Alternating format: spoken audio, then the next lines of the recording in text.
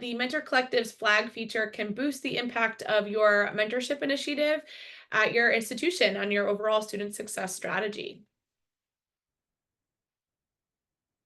Before we dive in, just a couple quick housekeeping items. This webinar is being recorded, and we'll share that recording with you afterwards in a follow-up email, along with some related educational resources. So you're free to pass that along to other folks at your institution that could benefit from this information. On the screen, you can also check out a few best practices for ensuring your virtual experience with us today is seamless. Such as making sure your audio is on mute, your camera is on. We love to see your faces. It helps us get more engaged as well. Yeah, even the emojis, Robbie. Thank you so much. It makes it so much more fun for all of us to be able to see all of you and engage with you directly. Adjust your video layout to speaker view so that you can see who's presenting and what's on the screen. And then feel free to chat your name and institution in the chat so we can see where folks are from and get to know each other a little bit better. Lastly, save your questions for the end. We'll have time for a Q&A at the end of the session today. All right, so again, my name is Jennifer Caius. I'm a customer education manager here at MC. I'm joined today by Shannon LeCount, who is Vice President of Strategic Initiatives at Mentor Collective, and she'll talk more about how flags can apply to your institutional strategy and how you can drive student success overall using our flags feature. And I'm also joined today by Catherine Law, who's Senior Partner Success Manager here at MC. And Catherine will be talking through the how-to of flags, the tech behind it, what does it look like in your partner dashboard, and how to leverage the features, the flag features, right from your own screen. All right, to get us started, we're going to dive into a Menti, which is an online quiz tool that I like to use. So I'd love for you to head to menti.com, menti.com. And when you get there, you can use this code 8688-8706. That's the code for our Menti for today. And I'll put it up right here as well. Again, it's Menti, menti.com, and the code is 8688-8706. And I'd like to know how you use our flags tool. So how do you use it today? So you can either select to act on individual student data. Maybe you use it to get insights on what's going on with a particular student so you can take action later. Maybe you use it to monitor trends in student climate, what's happening at a given time in the school year, what's on students' minds at any given point in the school year. Maybe you use it to inform institutional decisions, such as student success strategy, which Shannon will talk to in just a bit. And if you're in that stage of the game, maybe you'll learn something new from Shannon today that you can apply to your success strategy. And then lastly, what are flags? Where do they exist in the dashboard? How do I use them? If that is where you're at, Catherine will definitely have some helpful information for you. Awesome. I see a lot of act on individual student data. That's where we see most of our folks in that bucket right there to act on that individual student information. And it's a great tool to be able to do that, but there's so much more you can do with flags. And so that's why we're here today, to be able to understand first how to get to this point, to act on that data, and then secondly, how to push that to the next level, which is acting on institutional decisions as far as student success strategy. Awesome. Well, in today's session, we have a short but very impactful session today. So we shouldn't keep you too long today as we go through a flags demo. We're going to talk through again what they are and how they work. And then we'll transition over to Shannon to learn how insights from flags could be shared across your institution to enhance your student success strategy.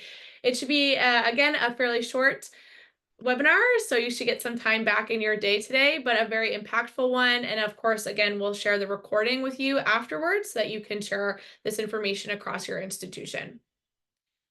All right, I'll go ahead and stop sharing on my end, and Catherine, I'll pass it over to you to lead us off in a how-to on flags. Great. Thanks, Jen, so much. And so nice to see everyone here, especially some of my favorite California partners. I will start with, no, not that I play favorites, just glad to see my partners here. I will start with a quick overview of what flags are. I'll then demo what a mentor does to submit a flag so you can see what it looks like on the participant side. And then we'll go over your view in your partner dashboard and discuss a couple of different suggestions around how you can map out your workflows. And from there, I'll hand it over to Shannon, as Jen said, to discuss how to complement your student success strategy here. So I'm going to go ahead and share my screen, the infamous Zoom words. What you're seeing here is, first of all, a disclaimer, is our demo site. These are not real participants. This is not a real partner. This is just for us to show you. So just as a quick disclaimer. This is what a participant sees, a mentor specifically, when they log into their Mentor Collective homepage. So first off, we've got all the mentees that they're supporting here lined up right in a row. So you can click into each individual profile, log conversations, see the history, all of that good stuff. And a flag, I first want to just back up and say a flag is a challenge or an issue that a mentee in your program is currently experiencing. For the most part, mentors are responsible for submitting flag notices to you in the partner dashboard. Whenever a mentor and mentee connect with each other, we ask that they log that touch point. And so a flag is embedded in that workflow of how they go ahead and log that conversation or touch point or connection point. So I want to highlight that because the way that they can go about doing that, if you're looking at Eddie, this mentee here in my program, to log a flag, I'm first going to click that log conversation button. And this is the workflow for either a conversation or a conversation and a flag. So we first select how we connected. We had a Zoom call earlier today. Here are the topics that we talked about. Eddie let me know that she's concerned she's not going to pass a required course that for her major. So we do have a concern about this. So this question here, did your mentee express concerns about any of the following? This section is what triggers the flag workflow and how you then receive a flag in your partner dashboard. So since we're talking about an academic concern in this example, I'm going to select academic struggles, and you may see this if you have already seen flags in your dashboard, that mentors can select multiple topics. So Eddie she's needing some additional academic support. And depending on how this course goes, maybe she is considering switching majors. So I share those two examples so we can make sure that she gets the full support that she needs. When this section is filled out, it opens up an open text box. So the mentor is then required to share some additional context around what that flag concern is. So mentee is concerned she may not pass a required course. And then that information will appear in the flag report that you then receive. You may also be familiar with the different priority statuses that show up in the dashboard. We train our mentors in their mentor training on how to identify what requires immediate priority support or what's more of an FYI or something that I want you to know about but doesn't necessarily require immediate follow-up. So a case like this where it is timely, we need additional follow-up right now. I would argue that this is an immediate support example. Another example that might not require immediate support is if my mentee is perhaps experiencing a roommate conflict, but they've already connected with their RA and have a mediation plan in place. That doesn't necessarily require immediate support, but it's still something that I want you as the administrator of the program to know about, in which case I would toggle this button here. So all that to say, regardless of which priority support you select, the partner is notified both via email and in the partner dashboard. And I'll show you that view in just a second. But I just want to highlight that this is a category or a label for the flag, but it doesn't necessarily mean that you won't be immediately notified either way. So these are the last couple of touch points that a mentor or mentee would fill out in a log, and they can go ahead and submit. So before I show you your side, I'll just show you one more view that a mentor has in their dashboard. So similar to the partner dashboard, mentors also have, sorry, I didn't mean to click that. Mentors also have a flag section. And this is where they can see the history of all the flags that they've submitted for each of their mentees. These statuses are noted by the partner in the partner dashboard. Again, I'll show in a second. But you can't see any additional details. The mentor can't see any internal notes that you might submit. They can't see where that flag has necessarily been routed. They can just see that the flag has been received and what status you've noted for that flag. If a mentor wants to see more detail or refresh their own memory about what they submitted, they can click into the mentee profile, go to the communications tab, and then all the flags that they've submitted for this current mentee will show up. They can click the caret and see again what the flag and the comment is that they submitted. So that's all that the mentor can see on their end once it's submitted. So that's something you might want to consider in your own workflows, how you might want to follow up with your counterparts or your mentees and mentors, as well as your other campus stakeholders. Okay, so that's the mentor side, the participant side, and I'm gonna go into the partner dashboard. So this hopefully looks familiar to many of you if you've been working with us. This is your partner dashboard homepage. So when you first log in, this is what you should see. To go and view your flags, your individual flags, and the details that mentors have submitted, you click the flags tool, or the flags category in the left side toolbar. And here you have all of the different statuses that I was mentioning in the participant view. All incoming flags that are new will automatically be placed in the pending tab. So I do want to just back up. So there's two places that flags come in. One via email, and that's for the main program administrator, typically the person that is most day-to-day in the program, most often the person that is meeting with us, the mentor collective representatives, weekly or biweekly or monthly. But you can also add additional staff members or campus stakeholders to those emails. So if you wanted to include a graduate assistant who's supporting with flag management, or a campus leader who wants to be more involved in the workflows of those escalated concerns, they can also be added to those emails. But another option, or in addition to that, we can add folks to your partner dashboard so they can just log in and have access to these flags. So that's something for you to discuss with your partner success manager to see what makes the most sense for your campus, for your strategies, for your workflows. But there's a couple of different options there. So we're just talking about the dashboard. Here's where all the new flags come in. You see a nice snapshot here. Who is the mentorship pair that we're talking about? And then you can click this detail section for all of the information that the mentor has submitted. So this is where we can see the topics, the comments, and then this is where you and your team will be able to update any progress that's made on that flag. So depending on the size and the scope of the folks that are in this dashboard and working on your flow, you can add notes, you can take turns who's responsible for which week, or whatever that looks like. But I want to really highlight this notes section for you and your team. Again, the mentors won't see this. Nobody else will see this except for the folks that are tracking all of your flag flow, if that makes sense. So if you want to send this flag to the financial concerns office. So this flag is about a student who's having some immediate financial concerns. So you want to, you reached out to the financial aid office and career services, and you will have them reach out to the student with resources. I would encourage you to date this and label it with your initials, so whoever is going in can know exactly where that flag stands. And then you can mark it as resolved because you know you handled it and you sent it to the appropriate office. You can save that. That will update on the mentor side as well as in your own categories. So you can toggle between what's actionable, what's more of an FYI, and what's been completely resolved. Lots of different categories here, but I will pause.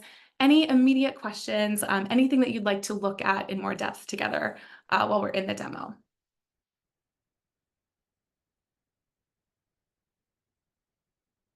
No? Okay, great. Well, this is a very high-level overview, and I know we went quickly, but I will hand it over to my colleague Shannon to talk about how we can align this to your student success strategy, and maybe give you some prompts to think about to go back to your partner success manager, and look at how you can really enhance that workflow. Great. Thank you, Catherine. Excuse me. I will start my screen share and start off by sharing our Knowledge Management Center. So many of you may be familiar with the Knowledge Management Center, where you can get answers to a lot of your questions without having to contact a human directly. Doesn't mean you don't have access to the human. It just means that you can find some information on your own. What I'm sharing right now is our article that you may be familiar with, and that's the framework, the 6 elements that make a successful mentorship program. I like to reference this, one, to let people who may not be aware of it know about it, but to also highlight which element of success we're focusing on in our topic of the day. And today we're talking about being data driven, because the data we're talking about is flag data. These data are coming from peers. These data are coming from students themselves. And I know, I spent over 10 years working on campus, both as a faculty member and in institutional research.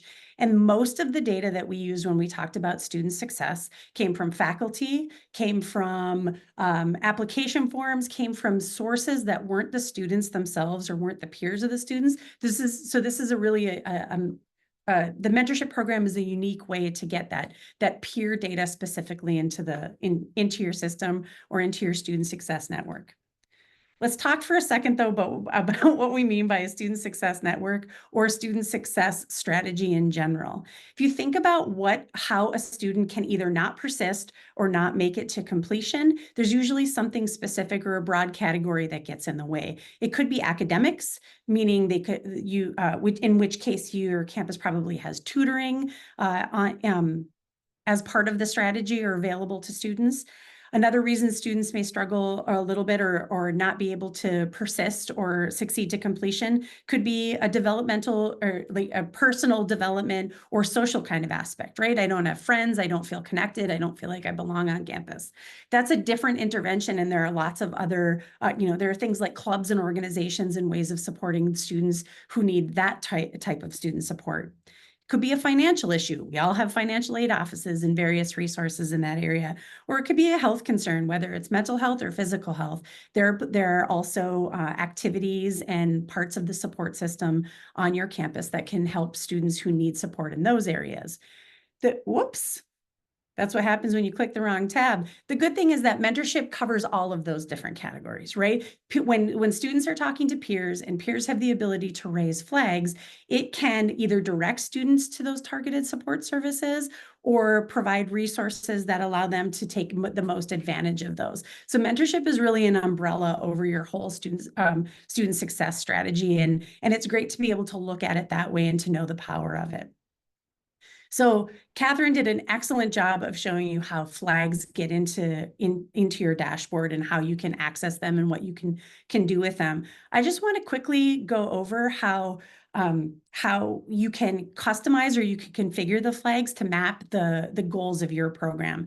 At the top of the screen, you're looking at the 3 ways we define programs or the general goals. It can be a student success program, but there's also programs that might be focused on career readiness, or they might be online focused programs where the flags take a little bit of a different terminology because it's an online program and doesn't involve physical on-campus types of experiences.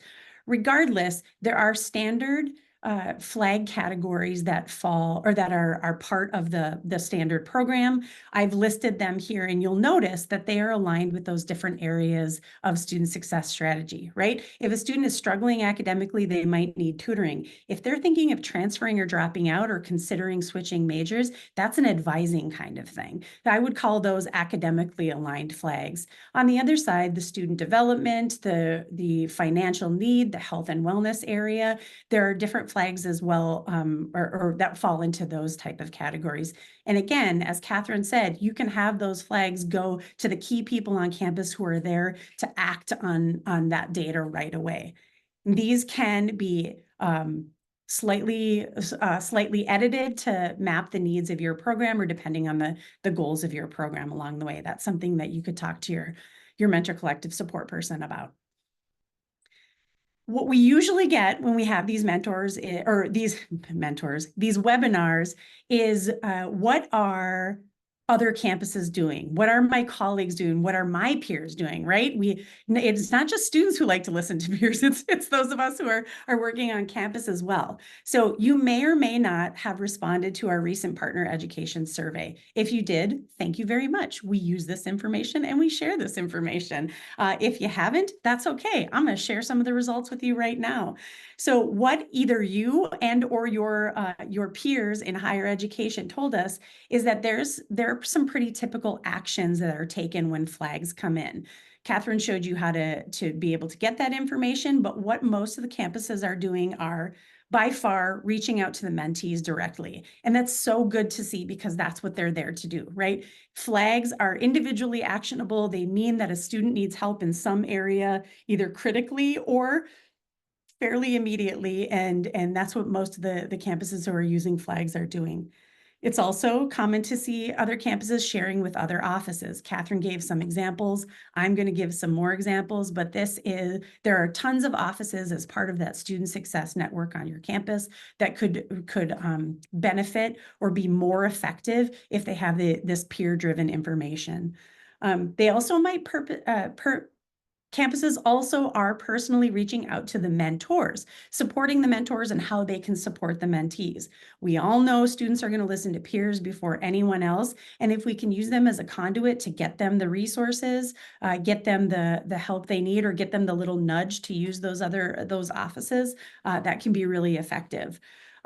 Also, not less than half of the respondents to this survey, but still quite a few, these are the top 5, are entering flags into another system. You can see I've named some of the systems there. In student conduct systems, student early or alert systems, or general student success systems, this peer-sourced information might be the only source of information that comes from students and their peers. So some of our campuses are actually taking the flag data and making sure that they end up in those other systems so that it's valuable to the folks who are addressing additional needs for the students. Also, they're exporting flag data for analysis, and we'll talk about that a little bit more in a slide ahead. To whom are they sending these flag data, right? if they're not reaching out to the mentee or the mentor directly, who are they sharing these flag data with, my colleagues? So a lot are going to recruitment, partners, and external relations. So having a mentorship program is great for recruitment. Students want to see that this exists for them, and it's great for getting students to come to campus. But also there are a number of flags that where the information that comes in is part of affecting MELT or affecting the students who actually show up on that first day of school. So think about your recruitment partners if you have some flag data that might be useful for them. The next few bullet points here are all about reporting. So if you are grant funded and you have data to report, if you have a supervisor who likes to know that you're doing your job well, you should use these data. If you have leadership on campus that wants to know how students are being served through a mentorship program, they are also audiences of data that come from flags and conversations. I think the last ones are the more actionable sharing of data. So deans of students, academic advisors, tutoring teams. These are those examples of action that can happen when there's academic or student development areas of support that we can share. There's a few missing though. These are from the campuses, or these are what campuses have actually told us they're doing with flag data. So I'm not making this up. You're not just having to listen to Shannon. This is actually what's happening. I will suggest a few more though, and Catherine already planted the idea of the financial aid office, either having access to the dashboard or getting regular information about financial flags. I would also say that things like roommate conflicts or other personal development or social type of flags would be useful for, in some cases, for resident hall advisors or folks working in the residence halls. Flag data is always important or useful in your student information systems or your CRMs. Health and counseling centers, making sure that they have access to the students who may have health and wellness flags. And then of course, career services as well. That often shows up in the career readiness programs, but we're not talking about goals today, but if students are interested in developing their career readiness, there's goal and flag information that's really useful for your career services offices.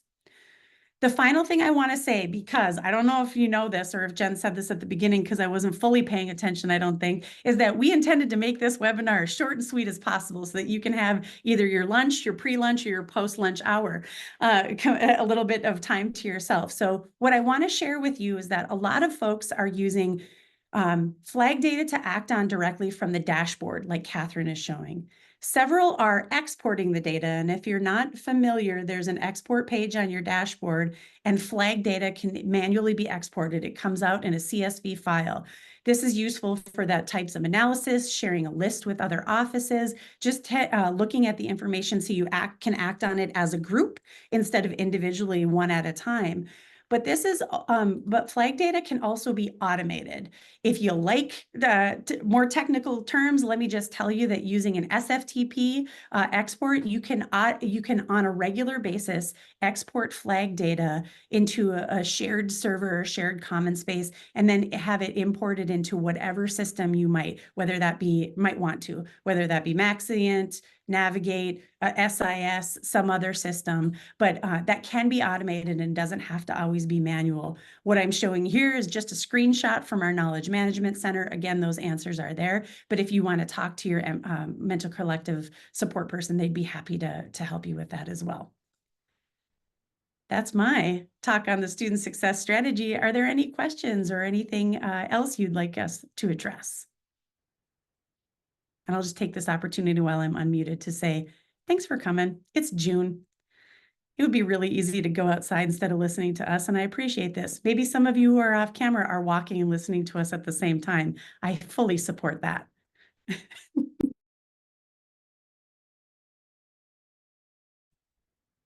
Hi, I have a question. My name is Beth. I am at the University of Minnesota College of Pharmacy, and our program is a little different in that we're a professional school and our students are not, undergrads. They're more adults, and our mentors are professional pharmacists who aren't necessarily affiliated with the university. So we've gotten some concerns from staff about breaking trust of the students by reporting things through flags, or just the verbiage flag and how that might come across if they feel like, oh, my record is being flagged that I have this problem or whatever. And I guess I was just wondering if you have seen that before, if there's ways that you find to mitigate those issues that work well. Super valid question, and I appreciate it. I should let Jen answer this because she is the actual author of our mentor training curriculum, but I'm going to speak for her because also, Beth, I want to say I'm in Duluth. Hello, fellow Minnesotan. I couldn't let that go by. Anyway, our mentor training program does, or the mentor training does address the concept of flags and making sure that if you're going to submit a flag, as a mentor, you let the mentees know. It's supposed to be a conversation. It isn't supposed to be secret information that they don't know you're submitting on their behalf. And that's one of the ways as part of the training and the reminders that we let them know. Jen, feel free to add anything if I missed it. Yeah, no, I think you covered it. I think that we do a pretty good job of explaining the utility of a flag and how to communicate what flags are to mentees and the value of it to a mentor. As far as protecting data and keeping things safe and secure, I think, Catherine, you had mentioned something along those lines earlier, and that is something that we take really seriously here. And I think we also have in our training a byline that talks about keeping data safe. It stays, anonymous if it needs to be. It stays with the mentor or the mentee, and it doesn't go elsewhere. It's not public information. So that's something that we address within the training as well. The other thing to say is that flags are not intended to be punitive. They are not what the student is doing wrong, and they are not something that has to be acted on in a conduct type of way. They are intended to be shared so that the student can be supported. If it is being used punitively, then we have to rethink and get some new information out to those mentors and mentees. Yeah, I see a question in the chat from Crystal Cardona. Is there a way we can see the mentor training as a partner or get access to see the training that our mentors are taking? And yes, you can. So a couple different ways you can see the training in PDF format. So we have a training for all of our mentors. We have a couple different courses as well as the required training, and you can see all of that in PDF format. So you can talk with your PSM, partner success manager, to access that. And you can also sign up as a partner, and you can sign up as a participant, and you can take the training in the same view that they would. And you should be able to see what they see if you do it that way. So feel free to talk to your partner success manager for more information on that.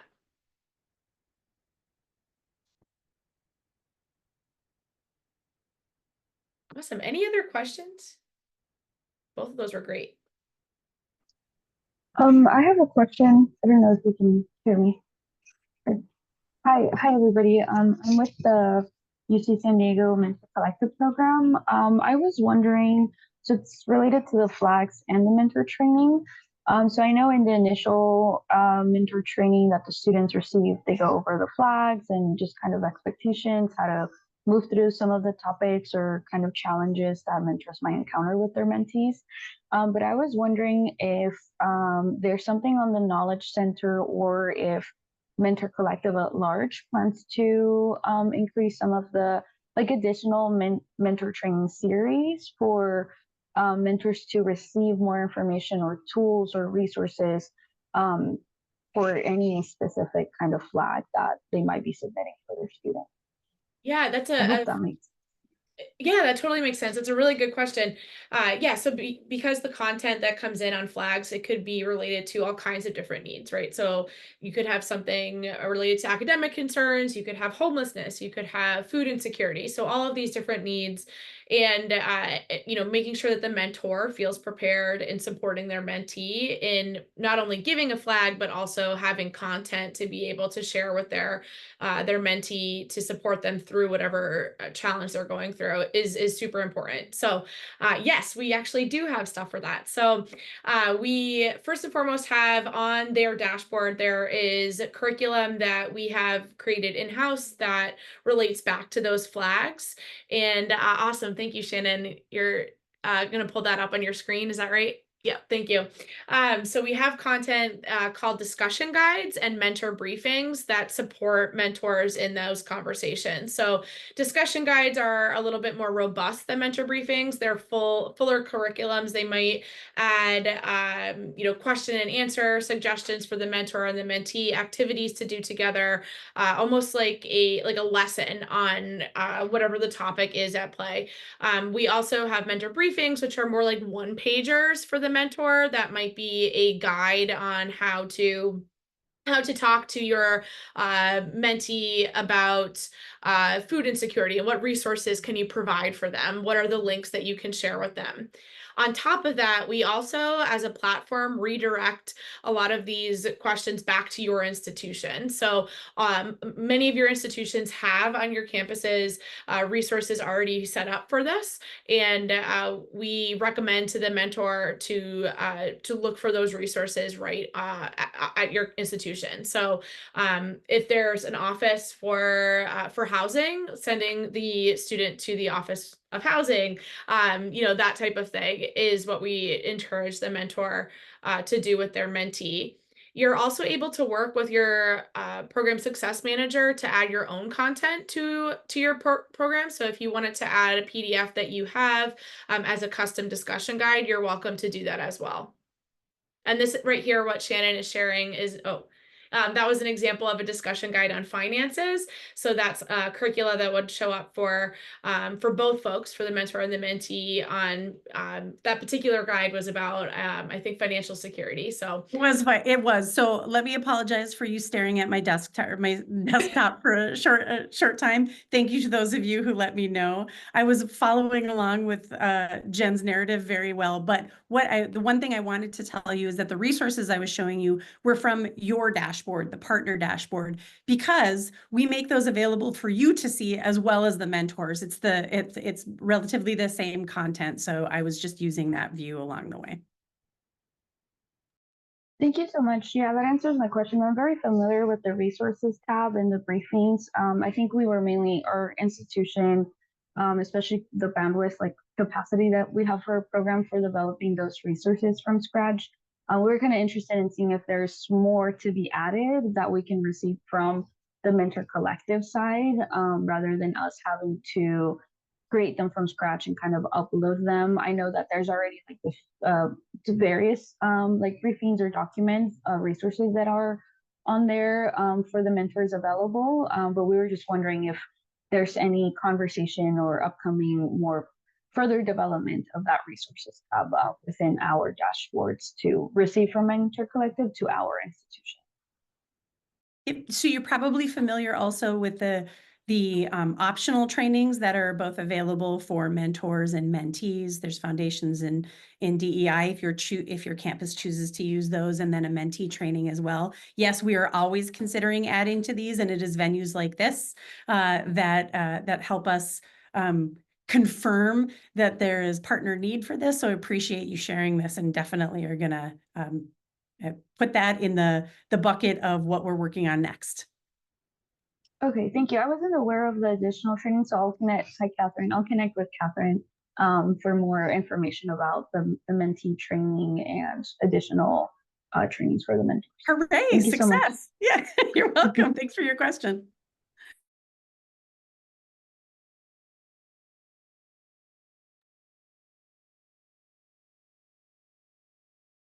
Alrighty, if there are no more questions, I will take it away and share our what's next. So you can expect in your inbox shortly, probably by the end of the week, maybe next week. Oops, there we go. You can expect a follow-up email of this webinar. We'll send out the recording, of course, so you can share that again with anyone at your institution that you think could benefit from how to use flags or how to use the flag data, or how to continue sharing that with other stakeholders, whatever would be useful for your program. Also keep looking at that inbox for some other invitations. We have a summer technical series that we'll be producing, as well as a monthly digest that we send out each month with tips and tricks, timely resources, some, in case you missed it, clips from previous webinars. We'll also be having on June 25th an orientation focused meetup for all of our partners.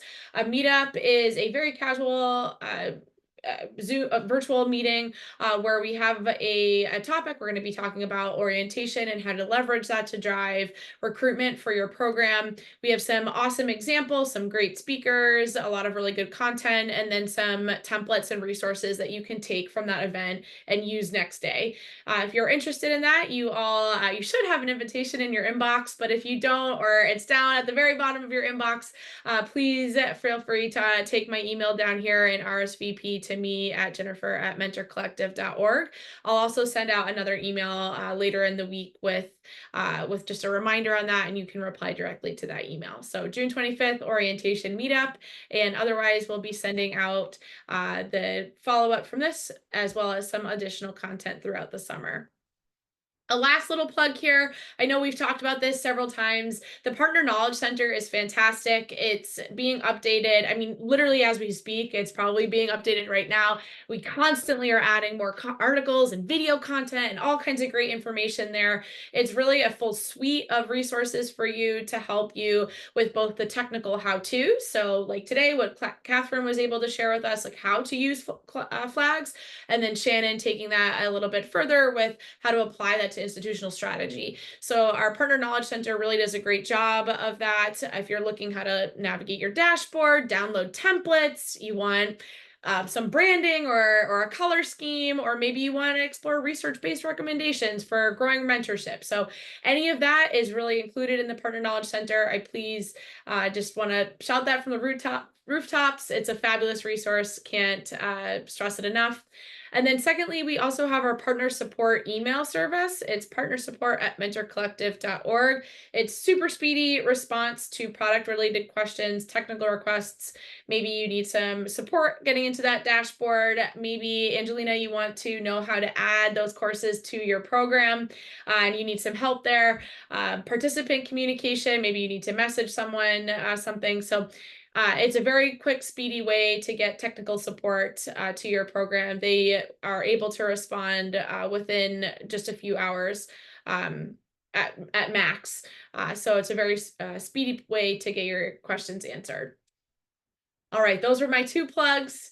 And that's it. We got you out of here as fast as we could. Thank you so much for sticking around with us and learning something about flags and how to use that at your institution.